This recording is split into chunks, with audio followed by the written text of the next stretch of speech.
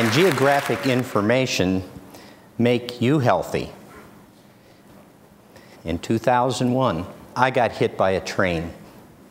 My train was a heart attack. I found myself in a hospital in an intensive care ward, recuperating from emergency surgery, and I suddenly realized something, that I was completely in the dark. I started asking my questions. Well, why me? Why now? Why here? Could my doctor have warned me? So what I want to do here in the few minutes I have with you is really talk about what is the formula for life and good health. Genetics, lifestyle, and environment. That's going to sort of contain our risks, and if we manage those risks, we're going to live a good life and a good healthy life. Well, I understand the genetics and lifestyle part. And you know why I understand that? Because my physicians constantly ask me questions about this. Have you ever had to fill out those long legal-sized forms in your doctor's office? I mean, if you're lucky enough, you get it to do it more than once, right? Do it over and over again, and they ask you questions about your lifestyle and your family history, your medication history, your surgical history, your allergy history. Did I forget any history? But this part of the equation I didn't really get, and I don't think my physicians really get this part of the equation. What does that mean? My environment. Well, it can mean a lot of things. This is my life. These are my life places. We all have these. While I'm talking, I'd like you to also be thinking about how many places have you lived? Just think about that, you know, wander through your life thinking about this. And you realize that you spend it in a variety of different places. You spend it at rest and you spend it at work, and if you're like me, you're in an airplane a good portion of your time traveling someplace. So it's not really simple when somebody asks you, where do you live, where do you work, and where do you spend all your time, and where do you expose yourselves to risks that maybe perhaps you don't even see. Well, when I have done this on myself, I always come to the conclusion that I spend about 75% of my time relatively in a small number of places. And I don't wander far from that place for a majority of my time, even though I'm an extensive global trekker. Now I'm going to take you on a little journey here. I started off in Scranton, Pennsylvania. I don't know if anybody might hail from northeastern Pennsylvania, but this is where I spent my first 19 years with my little young lungs. You know, breathing high concentrations here of sulfur dioxide, carbon dioxide, and methane gas in unequal quantities. 19 years of this, and if you've been in that part of the country, this is what those piles of burning, smoldering cold waste looked like. So then I decided to leave that part of the world, and I was going to go to the Midwest. Okay, so I ended up in Louisville, Kentucky. Well, I decided to be neighbors to a place called Rubbertown. They manufacture plastics. They use large quantities of chloroprene and benzene. Okay, I spent 25 years in my middle-aged lungs now, breathing various concentrations of that. And on a clear day, it always looked like this, so you never saw it. It was insidious, and it was really happening. And then I decided to get really smart. I would take this job in the West Coast.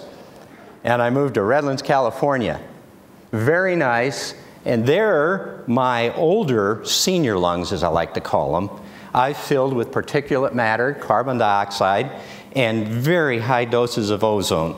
Okay, almost like the highest in the nation.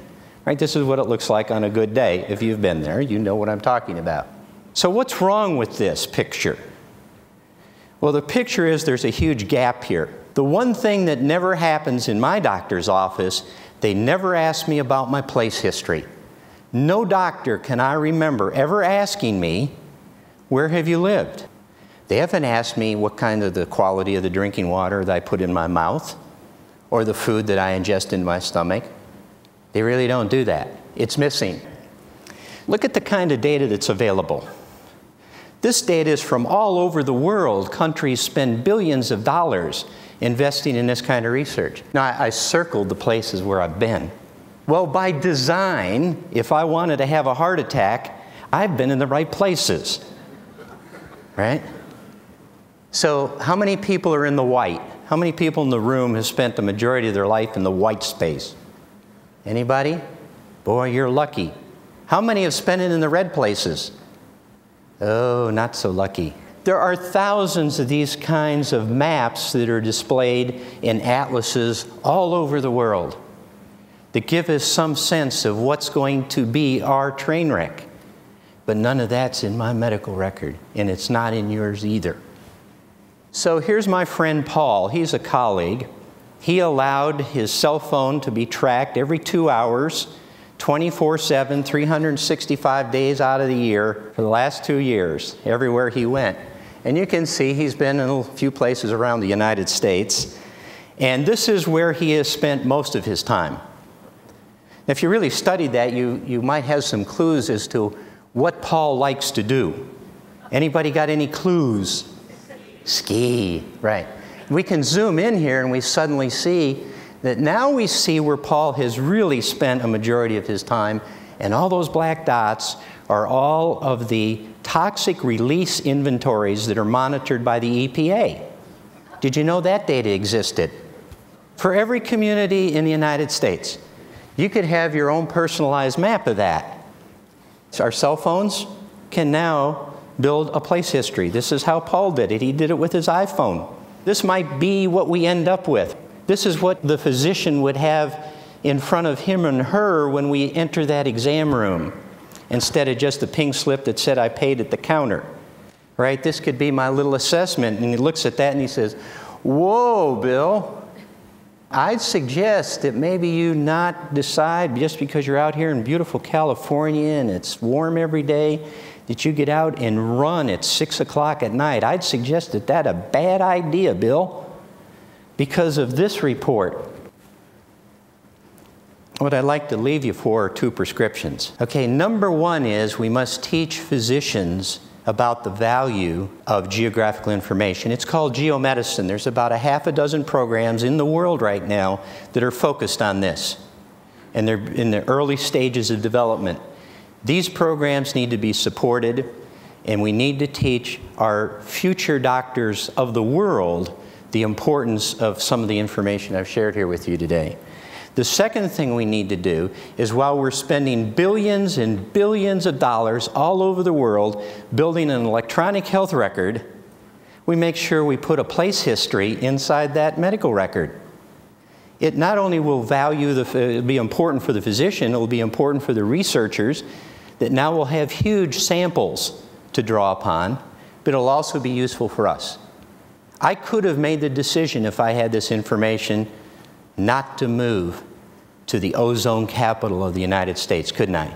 I could make that decision. Or I could negotiate with my employer to make that decision in the best interest of myself and my company. With that, I would like to just say that Jack Lord said this almost 10 years ago. Just look at that for a minute.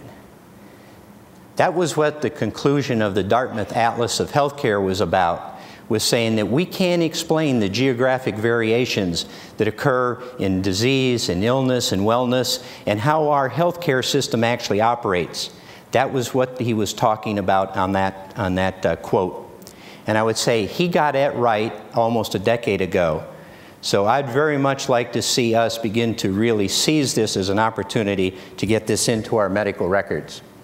So with that, I'll leave you that in my particular view of health, geography always matters, and I believe that geographic information can make both you and me very healthy. Thank you.